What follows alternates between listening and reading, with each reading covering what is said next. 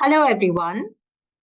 Today we are here to discuss the first poem in the Flamingo text, My Mother at 66 by Kamala Das.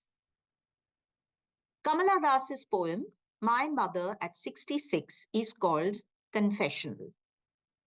Why do you think it's called Confessional? Is it because she is telling us about most aspects of her life? Probably not. It is confessional because she points out something very important, something we will all have to go through in our own lives and accept.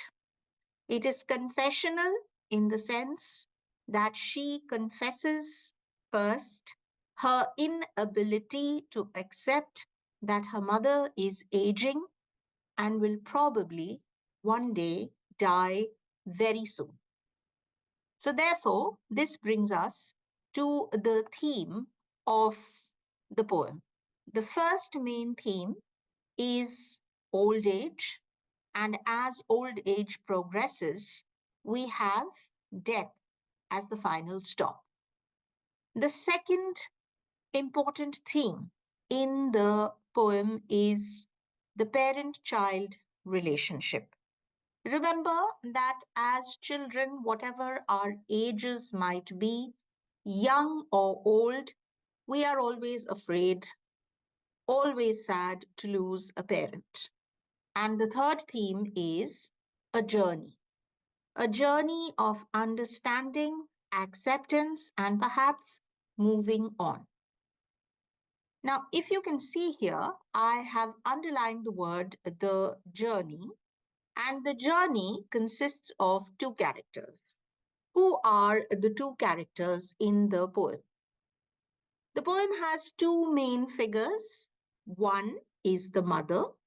She is often mentioned in the poem. In fact, the poem is about her, but she does not speak a word. The second figure in the poem is the poet. It is through the poet's eyes, which works as a lens, that we view the journey, both the physical and the emotional journey, and we also view the mother. So, what is the physical journey then? The physical journey is the journey from an unnamed small town in the southern part of India over a highway or a road to reach the airport at Cochin. At Cochin, we are quite sure that the poet is going to board a plane which will take her to a destination that is not mentioned. So, this is the physical part of the journey from the parents' home to the airport at Cochin. The main focus of the poem is on the emotional journey of the poet. So she starts by trying to escape the idea that the mother is aging, the mother might be dying, and then finally accepting that this loss is inevitable, which is where the message of the poem comes about, that life is all about accepting the loss of loved ones. We cannot hold on to them forever. Kamala Das achieves this journey, this emotional journey, by making a contrast. A contrast between what? The contrast is between the atmosphere inside the car and the atmosphere that is shown to us outside the car. And this contrast is very important. She does so by using vocabulary and imagery, which are both very, very powerful. So, the first word that we should focus on when we look at the atmosphere inside the car, the mother is dozing. Now, is the mother dozing because she has fallen into some kind of a pleasant sleep, rocked by the movement of the car? Not at all. The dozing here suggests that the mother is old and she is exhausted. The mother is sleeping and she is open mouthed. Is it because she is suffering from some kind of disease, maybe a respiratory disease? We don't really know. But when we go to sleep, perhaps in any kind of moving transport, you would have noticed people cannot control their head movements, their mouth is slightly open, their jaw is loosened. So, this is a very natural action of a dozing person in a moving vehicle. However, here, the open mouth, the slack jawed position of the mother also points to her helplessness. The next simile that is used by Kamala Das uh, to point out that the mother is facing death is very, very morbid. Morbid, something very bleak. She says that her mother's face, which is ashen, that is without any tinge of blood, reminds her that of a corpse. The imagery of death is extremely strong here. And the poet also now cannot run away from the realization that the mother is as old as she looked. So perhaps the age lines on her mother's face, the wrinkles, the sagging skin, the pale ashen color of her complexion, all of this would have brought home the fact that the mother is as old as she indeed is. So, the atmosphere in the car through the use of the sleeping mother, through the comparison with the corpse, through the highlighting of the fact that the mother is constantly aging and it's visible on her face, the atmosphere is dull, somber, sad, and depressing. Kamala Das wants to actually highlight the depressing atmosphere inside by showing something completely opposite to it as the poet gazes outside. Now, if the poet is leaving, why does she want to spend her time gazing outside? She should be connected to her mother, but what is important is we see it here. She puts away the thought of the mother's old age and she looks out of the car window. We can call this a kind of escapism. Escapism that she can't face her fears or face the truth. Now, does this mean that the poet is trying to escape taking responsibility for her mother? Not at all. She is actually trying to escape her own painful thoughts.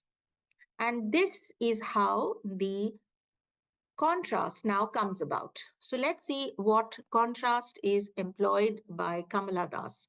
The moment the poet looks out of the car, she is confronted by two images. One is she feels as if the trees are running alongside the car, and there is also another imagery where she sees children spilling out of their homes.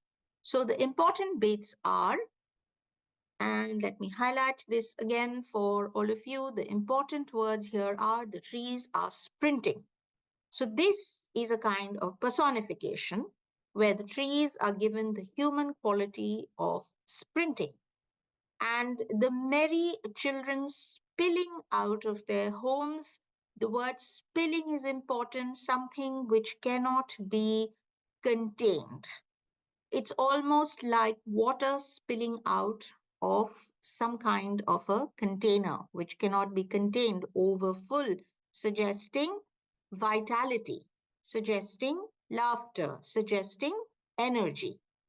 So as you can see, personification, metaphor used to contrast the sprinting of the trees and the spilling out of the merry children to the passive, dozing, open-mouthed, ashen-faced mother.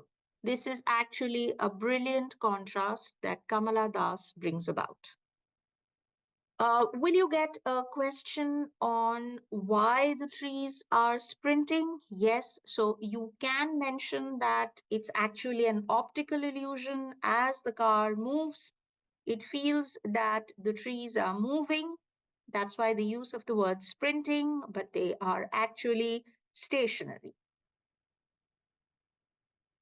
Going forward, if you will look at this statement, and let me highlight this for you. The poet is successful in making the contrast with the use of strong imagery, apt vocabulary, and by highlighting the fact that the poet is not able to accept the inevitable. Now, this is the kind of sentence formation that is very important to start some kind of an answer where you are asked to comment on the tone, mood, imagery, or figures of speech used in the poem, whether it's a short answer or a long answer. Now, moving on to some of the other ideas in the poem. Kamala Das is very deliberate. When I say deliberate, it means that she doesn't really waste any words in the poem. Everything is structured pretty deliberately in this poem. And as we are talking about poem, let us also mention that this poem is free verse and it doesn't have any rhyme scheme. So it's at the security check that the poet finally turns around and waves goodbye to the mother. And as she is doing that, she again is overwhelmed by quite a few emotions and memories. Now, why would Kamala Das use the image of a security check? Now, security check is a place, I'm sure all of you listening would have traveled by air at one point in time. That's the last place, perhaps, after which you go right inside where the eyes of those who are bidding you goodbye cannot follow you. So, this is the final checkpoint after which the mother and the daughter will not be able to physically see each other. So, not only is there a sense of physical distance, there is also, as you can see, a sense of emotional distance now coming in. The physical distance is pointed out by the fact that the daughter is standing a few yards away from the mother, and she uses another simile to drive home the point that the mother is aging. Now, what is the simile that she uses? The simile she uses is the mother's face is compared to a late winter's moon. Now, a late winter's moon is usually covered by clouds or fog, as the mother's face too is covered by lines and wrinkles of age. Another interpretation, and an interesting one, could be, see, the word winter is mentioned. Winter actually is the last season in the seasonal cycle.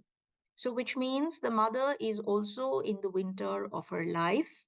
And the late winter's moon could also suggest that the mother is pale like the moon which is now going away with the ending of one year, and another year which will make the mother come closer to her death.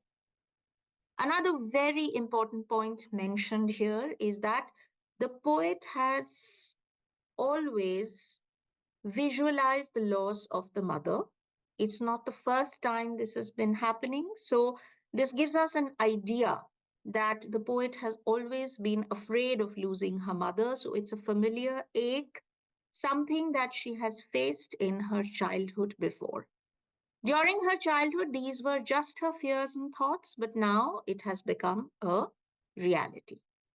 And then we finally hear the words that the poet speaks. Till now, it has only been about her thoughts and emotions. So, what are the words that she says? And she uses alliteration. See you soon. See, sir, soon, sir. So, alliteration. Here, see you soon. Amma, um, does the poet really think that she is going to meet her mother very soon? Perhaps not. So she knows that perhaps it's the last time they are meeting. There is a sense of hopelessness and futility, but she does say it. And then to accompany this goodbye, she smiles and smiles and smiles. So, what is the effect of this repetition? Why use the words smile again and again?